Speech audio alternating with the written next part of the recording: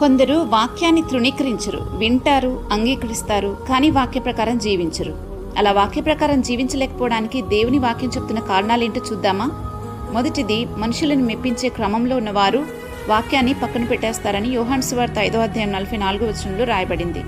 రెండవది, వాక్యం వింటారు కానీ దాన్ని గ్రహించినప్పుడు విన్న దానిని దుష్టుడు ఎత్తుకుపోతాడని మత్తయి సువార్త 13 చదువుతాం.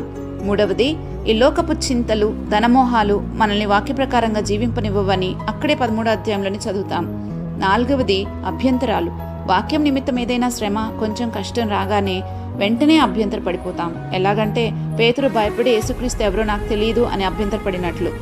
ఇప్పుడు వాక్య ప్రకారం బ్రతకలేకపోవడానికి మన సమస్య ఏంటో గుర్తించాలి. గుర్తించిన దాని కొరకు ప్రార్థన చేస్తే దేవుడు దాని నుంచి విడిపించి వాక్య ప్రకారం జీవించడానికి సహాయం చేస్తారు. అప్పుడు మనం క్షేమాన్ని పొందుకుంటాం.